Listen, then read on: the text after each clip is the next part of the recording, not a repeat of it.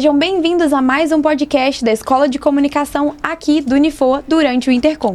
Hoje estou com dois professores, Luciano e Marcelo, que também são professores da USP e, além disso, são escritores. Sou Ana Júlia, do terceiro período, e hoje a gente vai vamos ter um bate-papo bem legal sobre a trajetória deles. Boa noite. Olha, boa tarde, pessoal, tudo bom com vocês? É uma honra estar aqui pra gente ter essa troca, entender um pouco mais da trajetória de vocês. Quem quer começar a se apresentar? Boa tarde.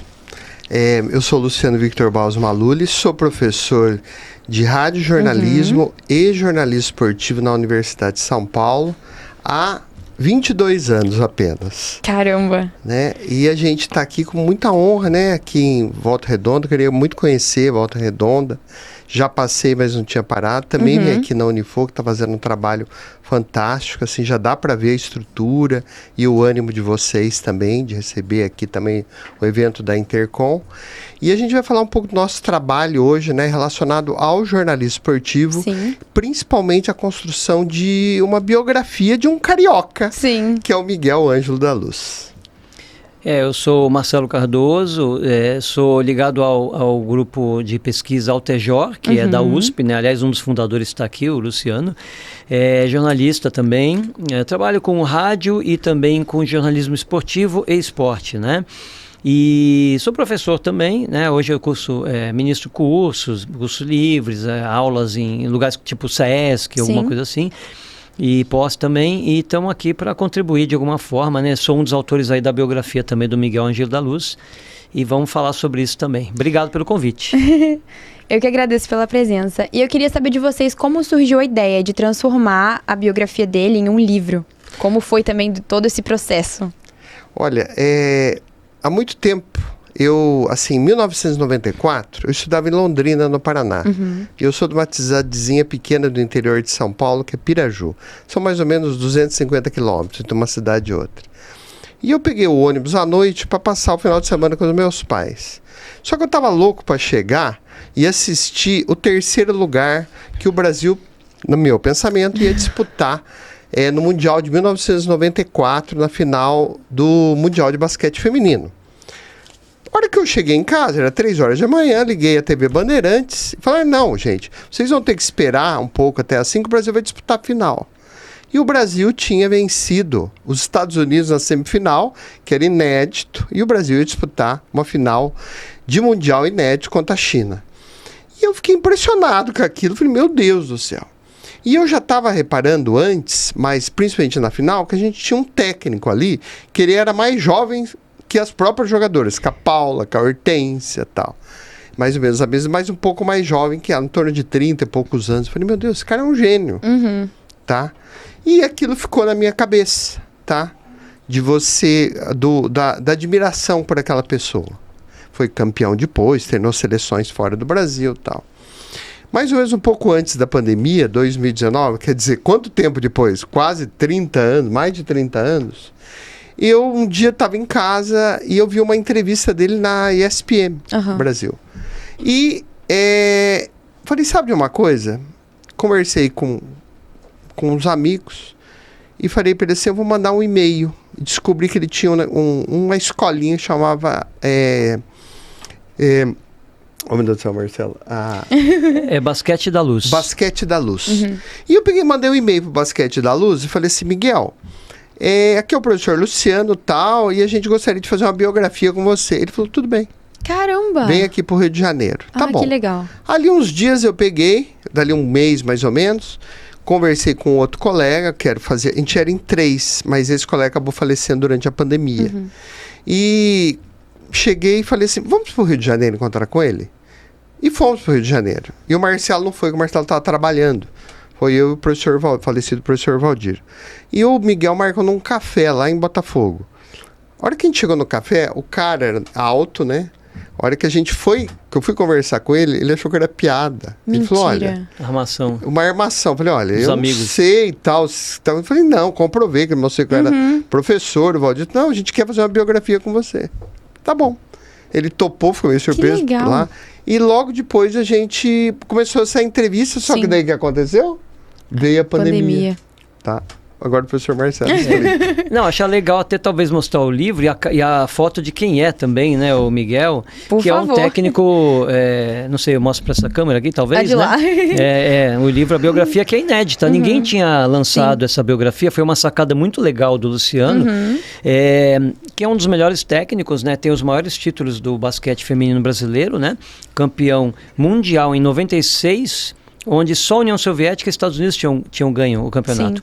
E 2 anos depois, aliás, campeão mundial em 94, né? E em 96 na Olimpíada, medalha de prata, né?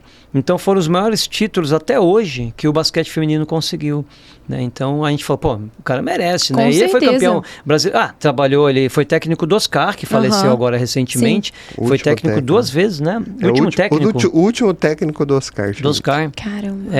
Ele foi campeão carioca com ele e campeão brasileiro. Né? Pela Telemar. E pela Telemar. E é engraçado que as pessoas às vezes apagam, né? O brasileiro tem essa dificuldade de guardar na memória, Histórias, né? Por isso o trabalho de vocês é muito importante. E assim, como foi esse processo? Como que foi pra vocês trazer isso, a ideia? Como que surgiu? Me conta um pouquinho mais. Olha, eu vou dar a introdução até pro Marcelo dar o ponto, sim. Primeiro a gente fez uma entrevista com o Miguel, porque é importante você conhecer, já pela internet, partes, porque estava em pandemia.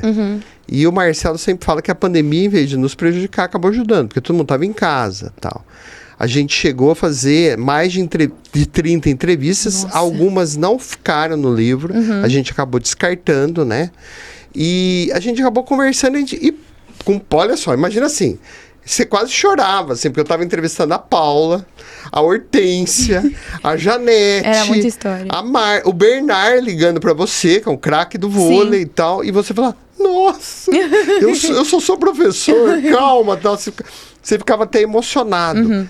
E o Miguel, foi uma coisa legal que assim, o Miguel foi passando o nome das pessoas, e as pessoas foram passando o nome de outras pessoas, a gente acabou criando uma rede. Legal. Tá? Uma rede para a gente poder trabalhar. E a cada hora, assim, uma coisa muito legal de jornalista, né, das fontes, a cada hora surgia um problema. Por exemplo, o professor Marcelo, ele vai falar para vocês das pesquisas aonde que ele foi buscar. De repente, uma pessoa, a gente estava conversando, a pessoa falou assim, mas de onde surgiu o nome Rainha Hortência?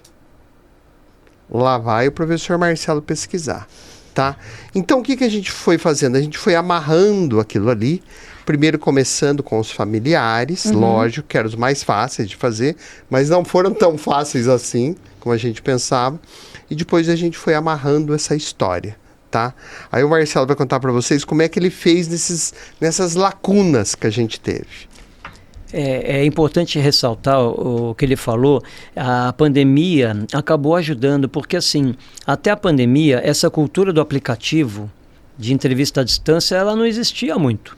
Né? Ela estava ainda embrionária. Na pandemia ela disparou. A Paula morava lá na Bahia. Tinha gente que morava em Piracicaba. O filho do Miguel em Paris. Então, olha quanta... Fora outras pessoas. Como é que a gente ia fazer para entrevistar a pessoa? Pegar um avião, vou ali para Paris, já volto. Né? Então, as pessoas estavam em casa. Né? Então era até uma honra, né? Se não me entrevistar, que legal, né? Arranjou alguma coisa para fazer, né? Porque primeiro, segundo, terceiro mês de pandemia foi um tédio, né? Todo mundo enfrentou isso, né? Vocês estudantes, os professores, a família, e isso nos ajudou, né? Aquela história do limão transformado numa limonada, né? Então a gente não deve desistir. Com certeza. Né?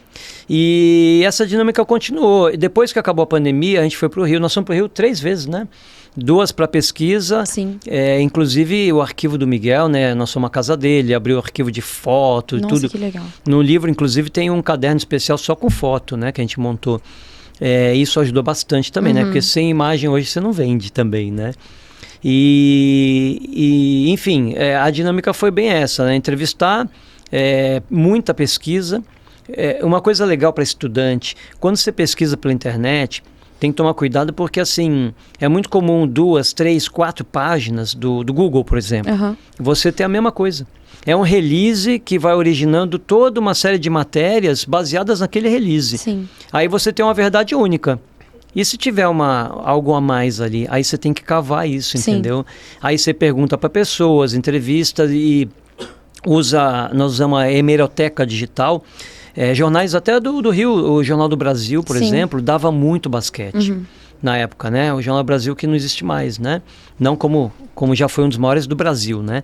Então, eu pesquisei muitas páginas inteiras, né, de jornal, digitalmente falando, que ajudava a compor a história, né? Porque as pessoas esquecem também, né? Você entrevista, faz 15 anos, putz, aí você tem que comparar o que o cara falou com o que o jornal pôs e mais alguma coisa que você acha na internet. Sim. Aí você monta o quebra-cabeça. E qual parte da história dele mais surpreendeu vocês?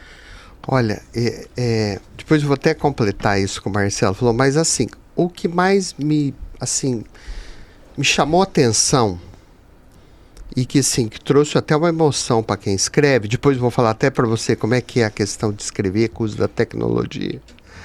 Mas, assim, foi a admiração que as pessoas têm por ele. Sim.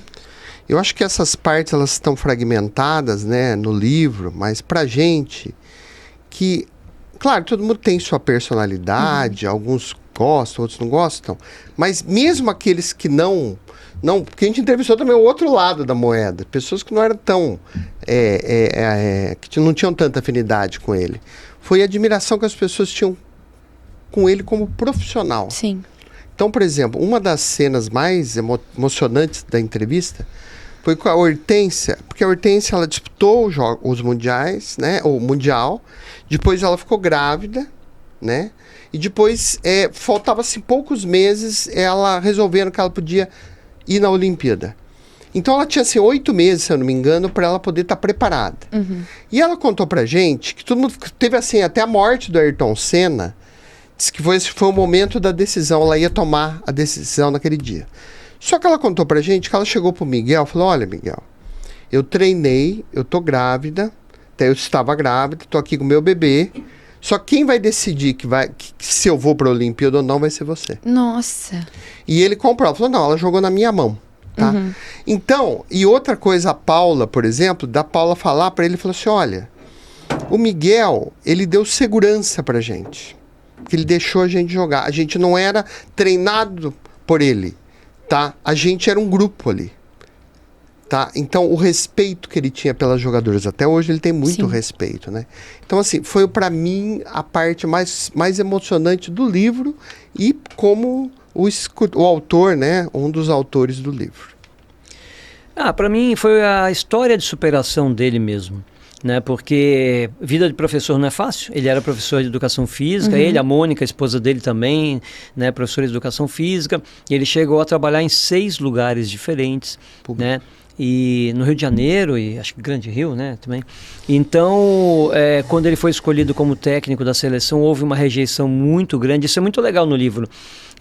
Toda a rejeição que aconteceu, porque não era um cara tão conhecido, e o basquete feminino, quem mandava era São Paulo, né?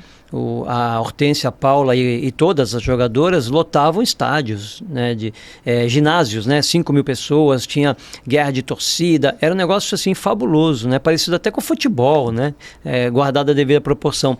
E aí quando chega um técnico do Rio, né, que não era tão conhecido, houve uma rejeição muito grande. Tem até um episódio no Ibirapuera que quando anunciaram o nome dele, o ginásio inteiro gritou burro, né? Que gritaram burro. Ele falou, eu só sei que uma pessoa não gritou, minha esposa que estava na arquibancada. Caramba! Então, assim, ele reverteu isso e foi campeão.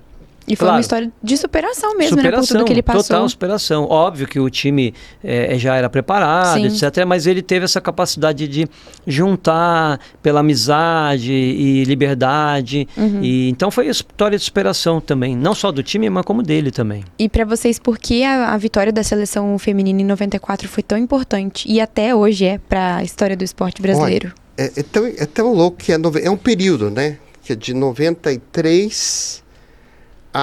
até 1996. É um período ali, que a gente chama anos-luz do basquete. Por quê? Apesar do Brasil ter vencido um Pan-Americano e ter tido um 3º lugar em 1971, o cenário brasileiro do basquete nunca foi assim de estar entre as principais potências. O Brasil tem trabalhado no 2º escalão, mesmo tendo 2 jogadoras fantásticas.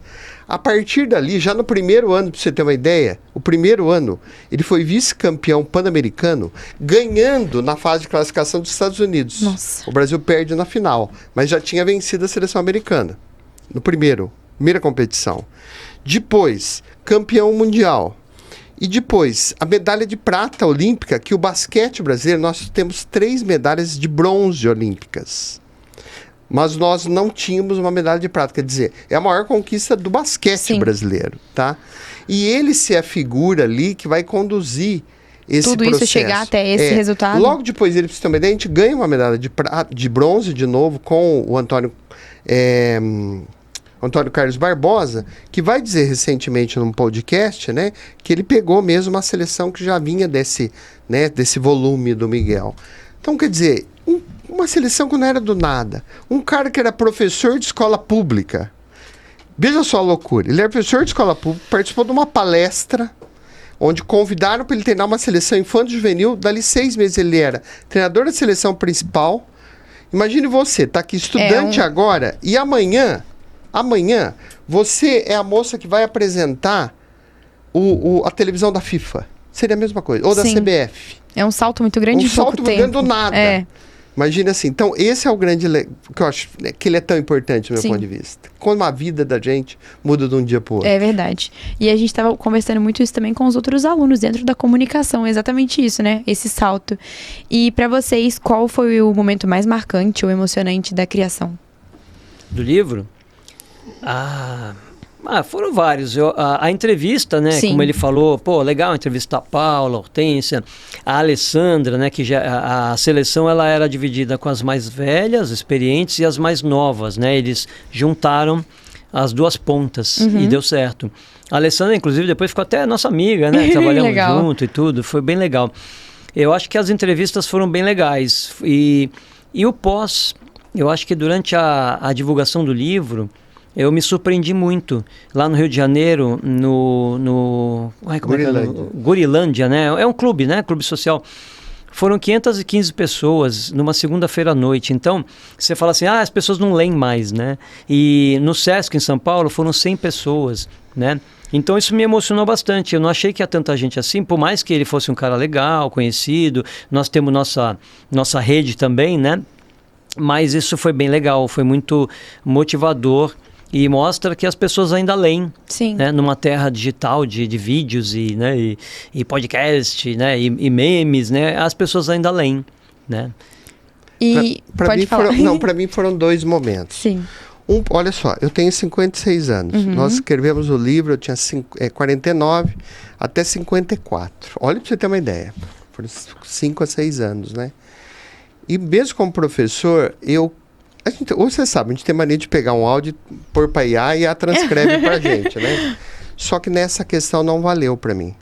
Eu transcrevi, o Marcelo também, a gente usou ferramentas, mas não valeu. A gente descobriu que a gente tinha que... A gente fazia entrevista, decupava na mão, ouvia de novo, e eram entrevistas, por exemplo, com a Hortência de mais de 2 horas, né, Marcelo? E muitas vezes nós tínhamos que transcrever aquilo na mão, mas usando a audição, tá? Sim. Você sabe que ali a gente já foi editando o material e até escrevendo parte do livro, então, para não perder o quente dele. Então a gente passava um dia, eu falei, Marcelo, às vezes ele editava, eu edito a metade, você edita a metade, depois a gente ouvia tudo, e você já ia escrevendo. Eu falei, meu Deus, a ferramenta ajudou, mas nem tanto, tá?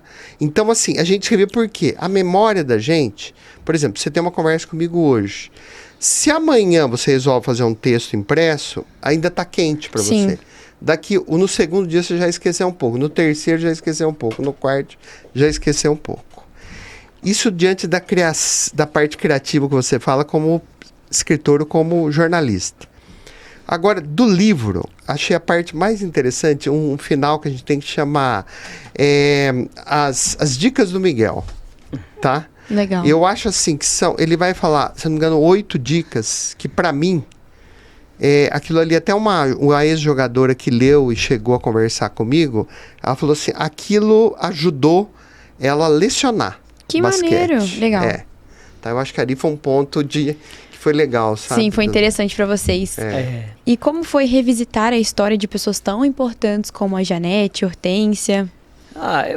Foi legal porque a gente mesmo, né, acaba também esquecendo um pouco, né? Essa seleção, ela abriu caminho para jogar, foram as primeiras jogadoras a jogar na WNBA, né, a NBA feminina lá dos Estados Unidos, não tinha brasileira lá, né? Outra coisa legal, o livro tem muitas histórias engraçadas também, tipo, aí você vê como que era, o uniforme, chegavam lá para disputar o campeonato e o uniforme era grande, era uniforme tipo para homem, né? Mas não fizeram uniforme para mulher, hoje em dia é todo bonitinho, uniforme, né? Cavadinho, né? Não tinha isso, né? Então, fomos lavar o uniforme, alguém lavou lá, não lembro qual foi delas, misturou todas as cores. Nossa. Ainda bem que elas tinham um segundo uniforme. Sim. Então tem uma história muito típica. E uma coisa legal, que eu acho que vale a pena falar, depois do título, eles viajaram para Poços de Caldas, né? A Ivete Sangalo estava naquela ascensão, né? Ela já é uma estrela hoje, né? Sim. Ela foi fazer show e ela estava no mesmo hotel que eles. E ela falou, nossa, encontrou eles, Miguel, olha, eu chorei quando vocês conquistaram o título das meninas. Que legal. E vocês vão no show hoje? Não conseguimos ingresso. Não, mas vocês vão aí. Foi com ele, abriu o caminho lá, foram lá e tal, e pôs eles lá, né? Aí no início do show, agora eu vou fazer uma homenagem, fez uma homenagem pra ele no show, assim, nossa, jogou muito maneiro. No refletor em cima deles. Legal. Então, assim, são coisas que até o apelo popular, né?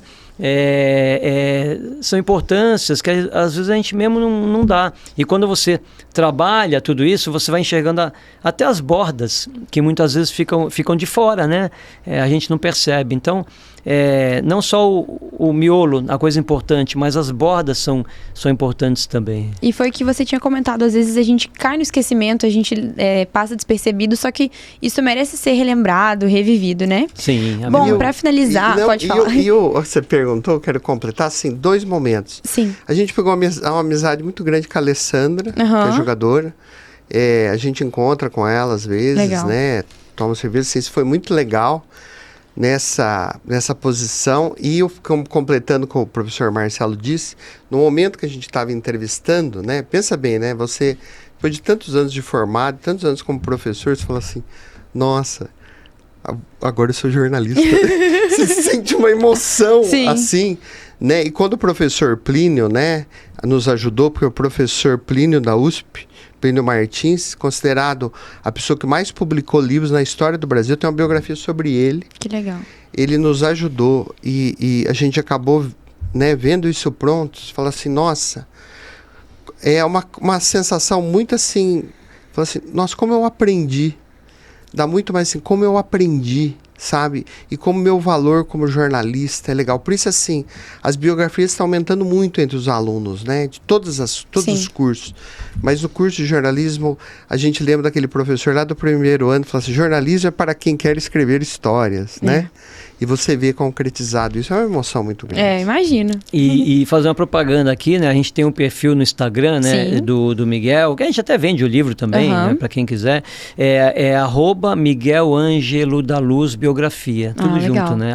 @Miguel Ângelo da Luz Biografia. E quem tiver interesse em acompanhar também, tem um monte de coisa lá também que a gente vai postando de vez em quando. E que mensagem vocês gostariam de deixar para estudantes de jornalismo, comunicação e do esporte? Bom, primeiro, não desistam, né? Essa ideia nasceu de uma ideia da cabeça dele, um e-mail, uma resposta. Que gerou tudo que está acontecendo. E no meio de uma crise, a gente conseguiu, como eu falei, né? De um limão tirar uma limonada, sim, né? Então, acho que o estudante hoje, ele tem que ter perseverança, acreditar nele, nos projetos e também pesquisar muito, ler muito, porque para você construir a história de alguém, você tem que conhecer bastante, não esse alguém só, mas o todo. Né, tem o famoso Gay Talese, né, que escreveu Frank Sinatra está gripado, que é referência no New Journalism, né? Ele não conseguiu entrevistar o Frank Sinatra porque estava gripado. E ele não queria falar com ninguém. Ele entrevistou 80 pessoas que eram próximas, desde a mulher que cuidava da peruca dele, até o barbeiro, a faxineira, sei lá. Então, você tem sempre uma maneira de contornar e tentar achar uma solução. Acho que o jornalista tem essa função, até obrigação às vezes, né? Então acho que é essa mensagem que eu deixo para o estudante. E eu deixo assim que a primeira quando você vai contar a história de alguém, você faz a mesma pergunta, né? Conte a sua história. É por aí que você começa. A partir do momento que você começa a escrever, hoje os alunos da USP, eles estão questionando, dizendo assim, professor, nós queremos mais aula de redação. Caramba. Redação, nós queremos escrever, tá? E para um jornalista, já começa a escrever. Sempre sair da faculdade, nem que isso demore 20 anos, mas escreva a história de alguém, mesmo que seja uma pessoa próxima, do seu pai, da sua mãe, legal. certo? Eu acho que é uma coisa assim tão legal você contar a história. Nós temos, o Brasil, nós temos 200 milhões de pessoas que precisam ser biografadas. É verdade. Muito obrigado. Pessoal, eu queria muito agradecer a presença de vocês, foi uma honra, foi muito interessante saber o processo, né, para escrever o livro, como aconteceu. Muito obrigada pelas dicas que vocês deixaram. E é isso, pessoal, a gente fica por aqui. Muito obrigada.